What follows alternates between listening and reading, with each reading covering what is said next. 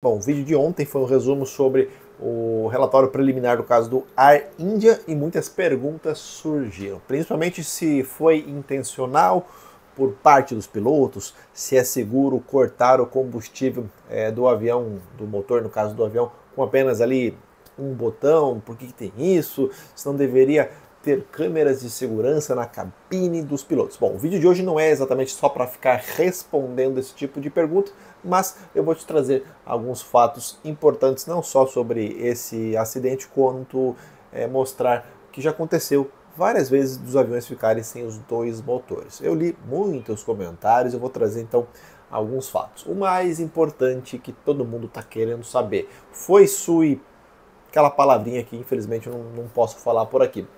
Ainda não pode se confirmar nada. Por mais que essa seja uma das linhas de investigação, as evidências apontem, claro, para um possível caso de uma ação deliberada e poderia se utilizar aquela palavra. Mas é preciso aguardar as conclusões. Eu vou te contar aqui nesse mesmo vídeo alguns casos similares. Assim, minha opinião, eu até acho que foi, mas tem que aguardar que pode ser uma falha mecânica ainda. Calma, acidente aeronáutico não é apenas devido a uma razão. Tem ali o caso do China Eastern de 2022 que eu já vou comentar também. O fato é que naquela velocidade e altura baixa que estava o 787, a chance de recuperação era nula, ou seja, ele iria cair. Um corte intencional do combustível para o motor iria fazer o avião cair, isso é ponto. Principalmente se foi intencional, que algum dos pilotos desligou sem querer. Não ficou claro se foi o copiloto ou o piloto que falou. Não ficou claro, o relatório não traz essa informação e naquela altitude e velocidade não teria como salvar o avião. Vou te contar também outros casos de aviões que ficaram sem ambos os motores, tudo isso na parte final do vídeo. Primeiro vamos falar aqui do assunto principal do vídeo, que no caso é o Air India. Obviamente que vão verificar questões humanas relacionadas à tripulação, como já foi relatado isso em diversas tragédias. Diversas não, mas algumas tragédias com falha humana direta. Assim como também vão investigar falhas técnicas nessas possíveis chaves, né, que sobe e ergue. Por que não? Pode ter alguma falha técnica. Nada pode ser descartado numa investigação de um acidente aeronáutico. O relatório apenas mostra os fatos conhecidos até o momento. No relatório final, pode ser que venha a confirmação ou a não confirmação. Vamos aguardar. Até o momento, nenhuma diretriz para a Boeing ou para os motores foi feita e nenhum avião foi graudeado, né? Acho que seria a expressão em português aterrados, ou seja, todos os aviões estão voando normalmente até que se descubra alguma coisa em relação a isso. Será que é um problema? Ainda não se sabe. Muitos comentários, como pode apenas um botão ali derrubar um avião? Pois é, esse mesmo botão que salva e vai continuar salvando muitas vidas. Quando é necessário desligar um ou, no caso, dois motores durante uma colisão com pássaros ou uma decolagem que acaba pegando fogo no motor por N razões, por exemplo, não existe isso de vamos proibir desligar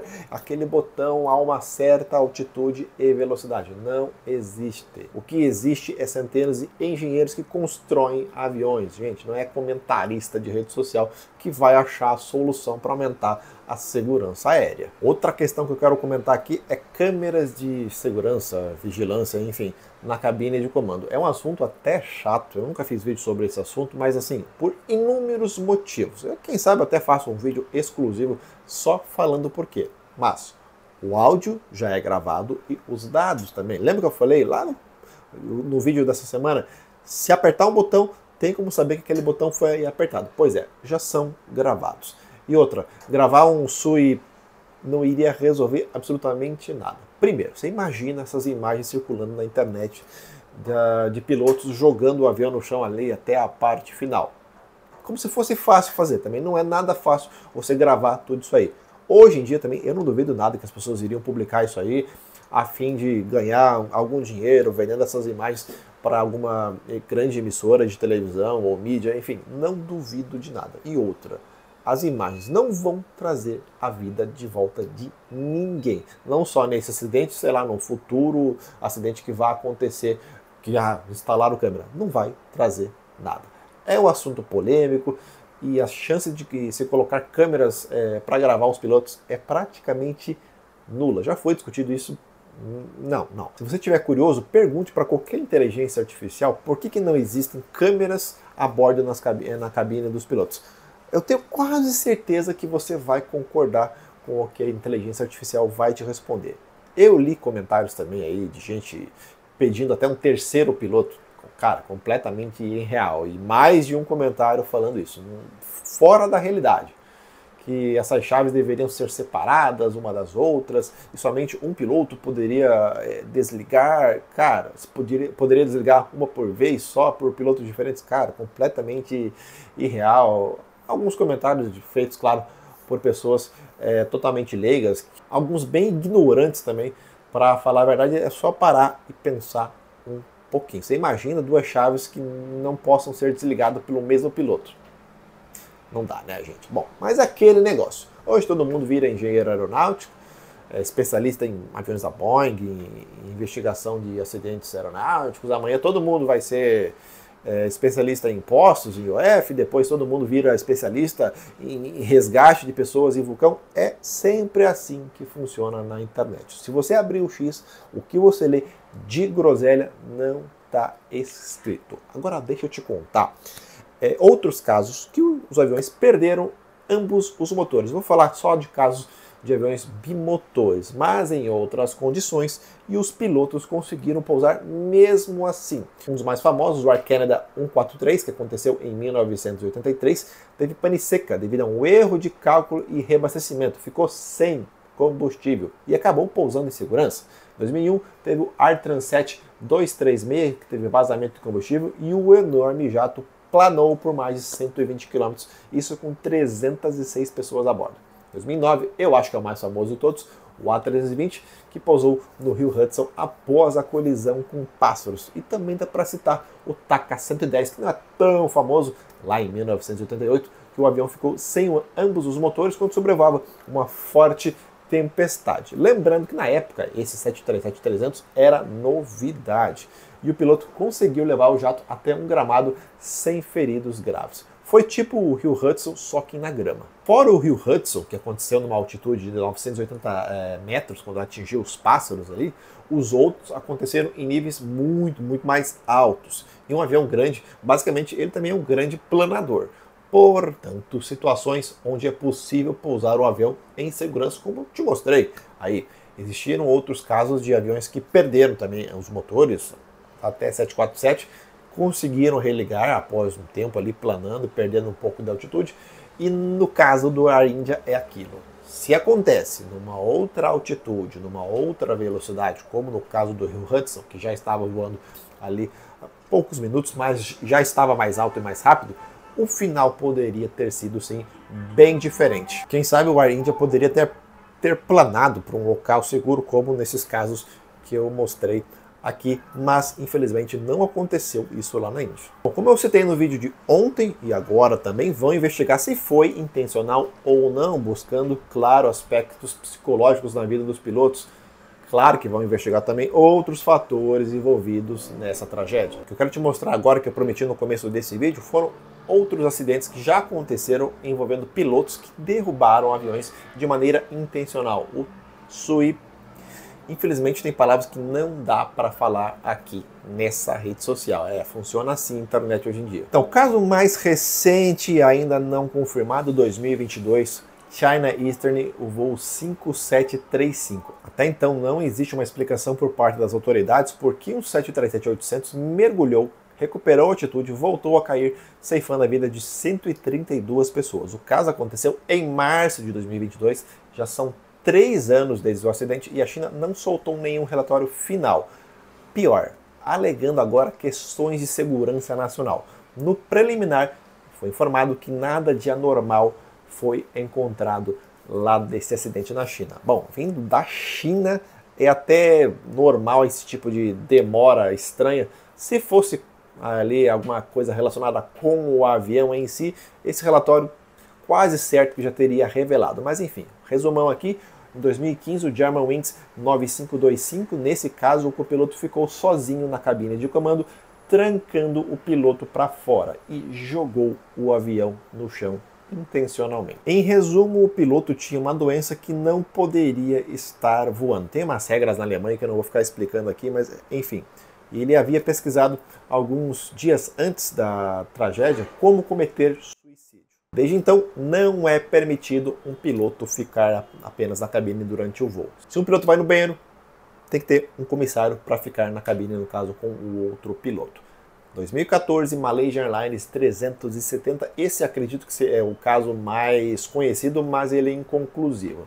Acredita-se que foi intencional, mas o relatório final não consegue chegar a fatos relevantes que fizessem relação para uma ação, no caso, deliberada dos pilotos. Infelizmente, esse é um dos mistérios da aviação que derrubou esse 777. 2013, LAN Moçambique, voo 470, um dos raríssimos acidentes com aviões da Embraer. O 190 foi derrubado de maneira intencional, ceifando a vida de 33 pessoas. O comandante do avião se trancou na cabine de comando e acabou programando o avião para se chocar com o terreno. Foi investigado também que o comandante passava por problemas na sua vida pessoal. Em 1999, o Egypt Air 990, esse é um caso bastante complexo de um Boeing 767-300 que envolve também corte de combustível para os motores, só que ele é diferente do que a gente tem até agora do Air India, mas muito mais alto e durante um mergulho rumo ao oceano. As prováveis causas foram determinadas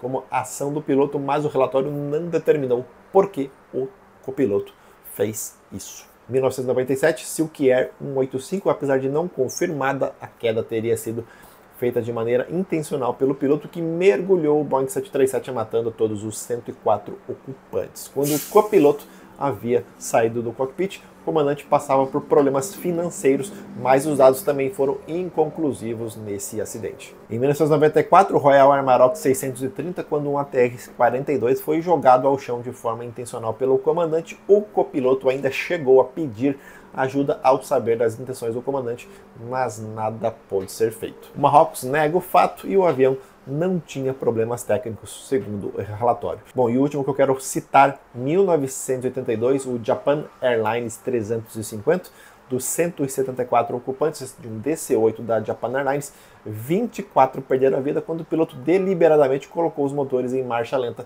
e o jato caiu apenas a 500 metros da pista do aeroporto lá no Japão. O piloto tinha uma doença, mas ele foi absolvido nesse caso. Gente, eu estou falando um mega resumo, tá? Se você quiser um vídeo completo, eu posso fazer, não tem problema nenhum. Que a gente está falando também de 1982, era uma outra aviação. Piloto de avião, ele passa por um treinamento muito rígido para entrar numa linha aérea. Não é só da parte técnica, mas da parte psicológica também. Não se contrata um piloto de linha aérea apenas respondendo aquelas perguntas básicas do RH. O que você gosta de fazer? Cite 3 defeitos. Não funciona assim. É um processo que exige um profissional extremamente capacitado e bem mentalmente. Ele está lidando com muitas vidas. Assim como eles são avaliados durante a sua carreira dentro da empresa de tempos em tempos. Ainda não tem como saber se aconteceu alguma coisa com esses pilotos da Air India nos 2 dias que precederam o acidente, se isso pode ter influenciado nessa possível, sempre falando possível, questão de desligar o combustível do avião de maneira voluntária.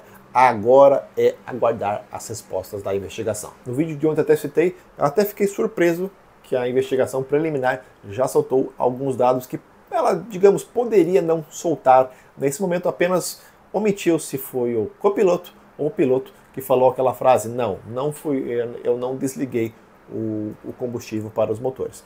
Acho que não falou para justamente preservar no momento a família desses pilotos que acabaram também perdendo a vida no acidente. Bom, mas se você gosta do conteúdo aqui do canal e ainda não é inscrito, considere se inscrever para poder acompanhar os conteúdos não só de acidentes aéreos, mas eu falo aqui de praticamente todas as notícias mais importantes da aviação comercial, aviação militar e acidentes que acontecem no mundo. Bom, o vídeo ficou um pouquinho mais longo do que eu estou acostumado a fazer aqui no canal, mas eu queria passar todos esses detalhes que a gente já sabe do Air India e para você ver que assim, você descobrir uma falha técnica é fácil. Agora, entender a falha humana é bem mais complexa. Vamos ver que vai ser essa resolução do acidente.